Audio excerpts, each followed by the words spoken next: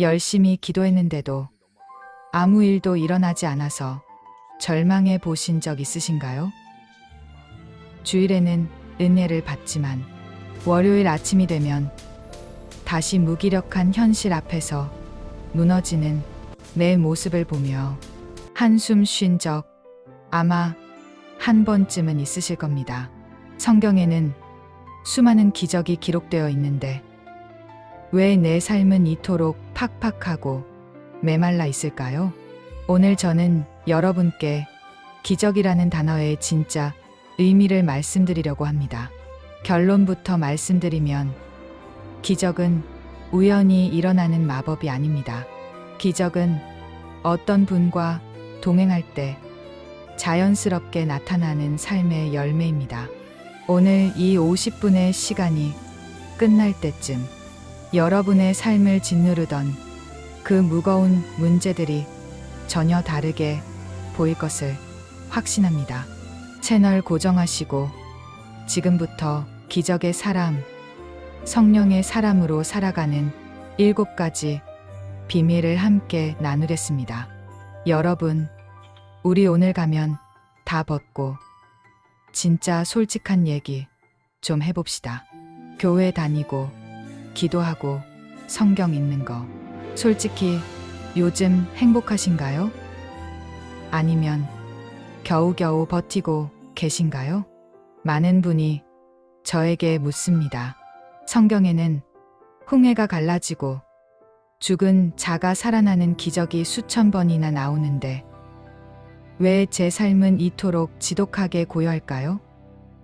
하나님이 저만 쏙 빼놓고 기적의 리스트를 작성하신 걸까요?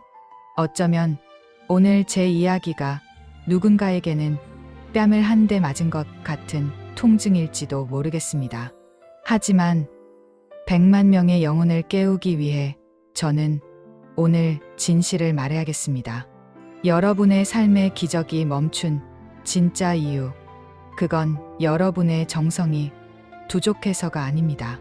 바로 우리가 하나님을 거룩한 자판기로 전락시켰기 때문입니다. 우리는 거래를 합니다. 하나님, 제가 이번에 특별 새벽 기도 40일 완주했습니다. 11조 한 푼도 안 빠졌습니다. 자, 이제 제가 원하는 거 주셔야죠.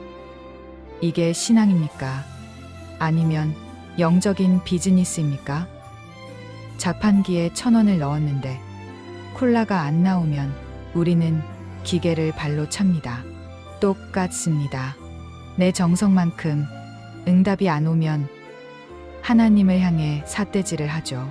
내가 어떻게 했는데 나한테 이럴 수 있냐고 말입니다. 여기서 우리가 놓친 치명적인 오류가 하나 있습니다.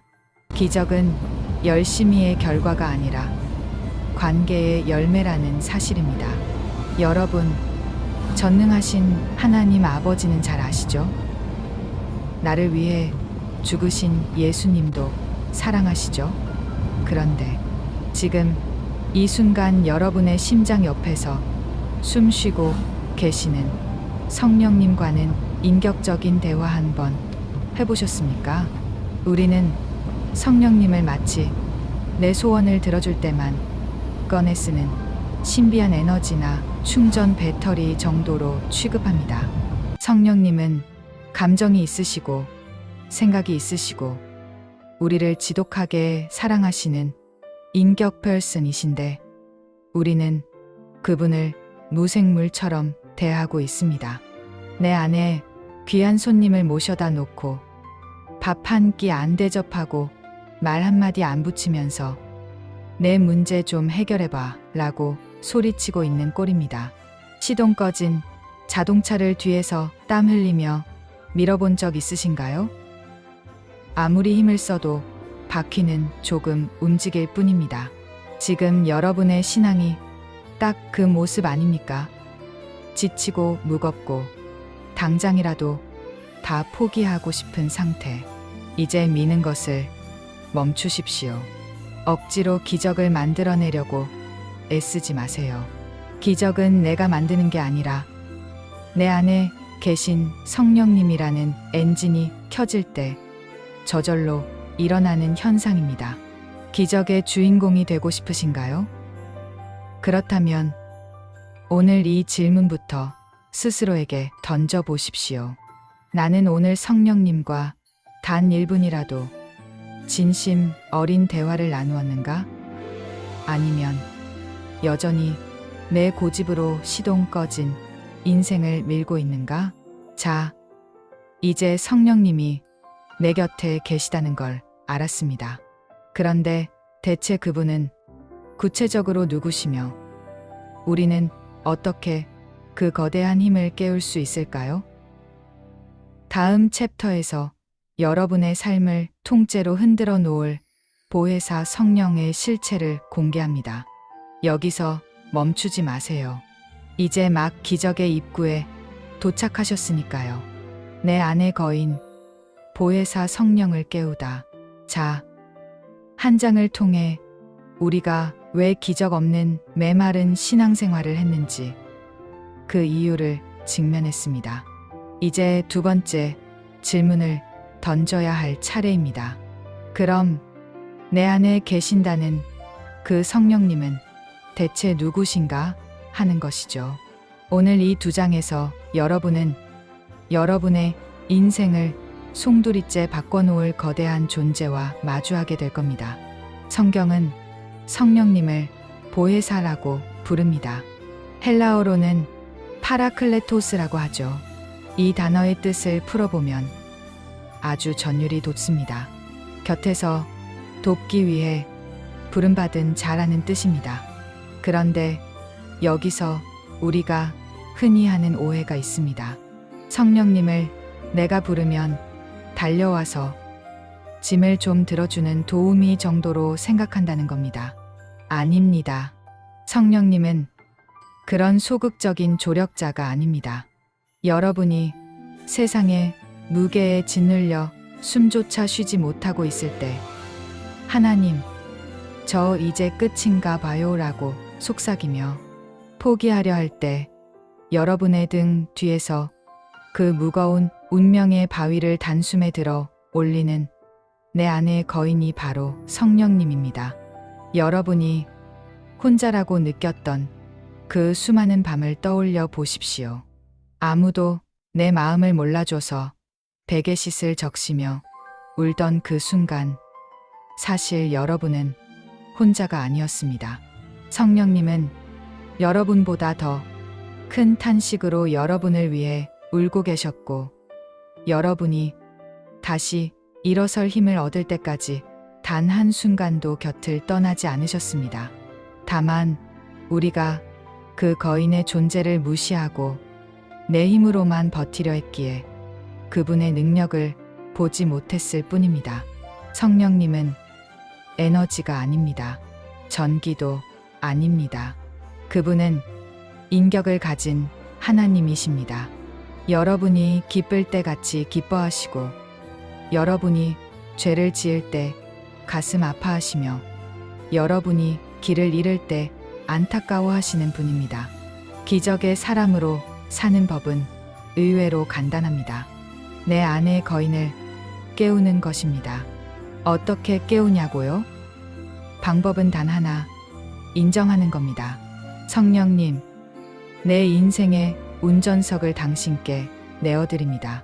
내 안의 거인이신 성령님, 이제 당신이 일하여 주십시오. 나는 뒤로 물러나고 오직 당신의 능력만이 나타나게 하소서. 이 고백이 터져 나오는 순간 여러분의 삶에는 차원이 다른 엔진이 가동되기 시작합니다. 내가 고민해도 안 풀리던 인간관계가 실타래 풀리듯 풀리고 꽉 막혔던 경제적인 통로가 생각지도 못한 방법으로 열립니다. 내 지혜로는 도저히 낼 수 없던 아이디어가 샘솟듯 터져 나옵니다. 이것이 바로 성령의 사람이 누리는 권세입니다. 여러분, 이제 그만 지치십시오. 이제 그만 혼자 싸우십시오. 여러분 안에는 세상을 창조하신 하나님의 영이 살고 계십니다. 그 거인을 잠들게 하지 마십시오. 매 순간 그분께 말을 거십시오. 성령님, 이 상황에서 저는 어떻게 해야 할까요? 성령님, 지금 제 마음을 다스려 주세요. 이렇게 내 안의 거인과 손을 잡기 시작하면 이제 여러분의 눈에 놀라운 변화가 일어납니다. 현실의 문제는 그대로인데 그 문제를 보는 나의 시선이 달라지는 기적이 일어나는 거죠. 자, 도대체 시선이 바뀐다는 것이 무엇인지, 그것이 어떻게 실제적인 기적을 끌어당기는지, 그 놀라운 원리를 다음 3장에서 구체적으로 나누어 보겠습니다. 내 안에 거인이신 성령님을 인정하기 시작했다면 이제 여러분의 삶에는 아주 구체적인 변화가 나타나야 합니다. 그 첫 번째 변화는 상황이 바뀌는 것이 아니라 상황을 보는 여러분의 눈이 바뀌는 것입니다. 기적의 사람과 평범한 사람의 차이는 딱 하나입니다. 문제가 닥쳤을 때 무엇을 먼저 보느냐는 것이죠. 성경에서 가장 드라마틱한 기적 중 하나인 베드로가 물 위를 걷는 장면을 떠올려 보십시오. 베드로는 예수님의 오라는 말씀 한마디에 거친 파도가 치는 바다 위로 발을 내디뎠습니다. 놀랍게도 그는 물 위를 걸었습니다.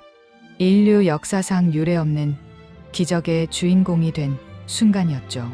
그런데 그 기적이 얼마나 지속되었나요? 아주 잠시였습니다. 성경은 베드로가 바람을 보고 무서워 빠져가는지라고 기록합니다. 여기서 우리는 기적의 핵심 원리를 발견합니다. 베드로가 물 위에 떠 있을 수 있었던 이유는 그가 대단한 믿음의 소유자였기 때문이 아닙니다. 그의 시선이 예수님께 고정되어 있었기 때문입니다. 반대로 그가 물속으로 가라앉은 이유는 그의 믿음이 갑자기 사라져서가 아니라 시선이 예수님으로부터 거친 파도와 바람으로 옮겨갔기 때문입니다. 우리의 삶도 똑같습니다. 기적은 우리가 파도를 없애달라고 소리칠 때 일어나는 것이 아니라 파도보다 크신 주님을 바라볼 때 시작됩니다. 많은 분이 기도합니다. 하나님, 이 경제적인 파도를 멈춰주세요.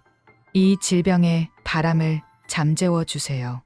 물론 하나님은 그 파도를 잠재우실 능력이 있습니다. 하지만 성령님은 종종 파도를 그대로 두신 채 우리에게 물 위를 걸어오라고 말씀하십니다.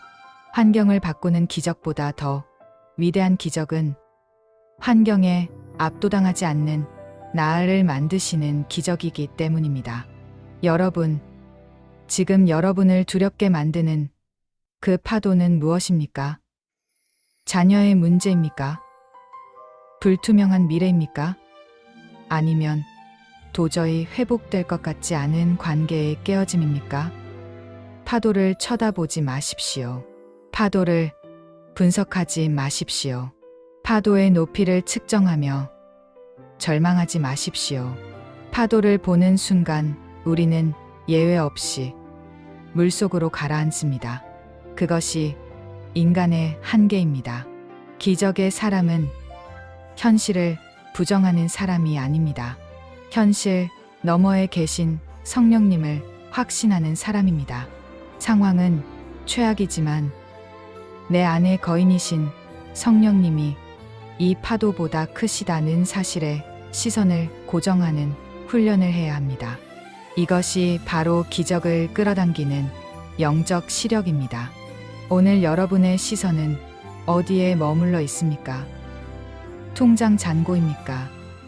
아니면 오병이어의 기적을 베푸시는 주님입니까? 사람들의 비난 섞인 눈초리입니까? 아니면 내가 너를 사랑한다고 말씀하시는 성령님의 눈빛입니까? 여러분이 시선을 바꾸기로 결단하는 그 찰나 이미 기적은 시작되었습니다. 하지만 시선을 바꿨다고 해서 모든 문제가 마법처럼 즉시 사라지지는 않습니다. 때로는 시선을 주님께 고정했는데도 불구하고 여전히 메마르고 답답한 광야를 지나야 할 때가 있습니다. 왜 하나님은 우리를 곧바로 가나안 땅으로 보내지 않고 그 고통스러운 광야에 머물게 하시는 걸까요? 다음 4장에서 그 이유를 알게 된다면 여러분은 지금의 고통 앞에서 좌절하는 대신 오히려 미소 짓게 될 것입니다. 기적의 필수 코스, 광야 수업의 비밀을 공개합니다. 광야는 버려진 곳이 아니라 내 안에 불순물을 빼고 성령으로 채워지는 기적의 훈련장입니다. 내 힘이 완전히 빠져야 성령의 능력이 들어올 공간이 생깁니다. 지금 막막하다면 여러분은 죽어가는 것이 아니라 기적의 그릇으로 빚어지는 중입니다. 이 광야를 끝내고 기적을 현실로 불러오는 열쇠는 바로 우리의 입술에 있습니다. 성령의 사람은 환경을 탓하지 않고 믿음을 선포합니다. 안 된다, 끝났다는 절망의 언어를 끊으십시오. 하나님은 말씀으로 세상을 만드셨고 그 영이 우리 안에 있습니다. 여러분의 입술이 주님이 하십니다라고 선포하는 순간 영적 세계의 문이 열리고 현실이 재편되기 시작합니다. 하지만 오해하지 마십시오. 가장 위대한 기적은 홍해가 갈라지는 찰나보다 평범한 일상의 순종 속에서 일어납니다. 물이 포도주로 변한 것은 하인들이 묵묵히 물을 떠다 나르는 작은 순종이 있었기 때문입니다. 오늘 내게 주어진 지루한 일상에 최선을 다할 때 성령님은 그 평범함을 비범한 기적으로 바꾸십니다. 이제 마지막 단계입니다. 언제까지 배 안에만 머물러 계시겠습니까? 기적은 배 밖으로 발을 내딛는 자의 것입니다. 파도가 무서워도 성령님의 음성이 들린다면 과감히 도전하십시오. 넘어져도 주님이 붙드십니다. 여러분은 더 이상 무기력한 구경꾼이 아닙니다. 오늘부터 여러분은 기적의 사람, 성령의 사람입니다. 여러분이 딛는 그곳이 바로 기적의 현장이 될 것을 예수님의 이름으로 축복합니다.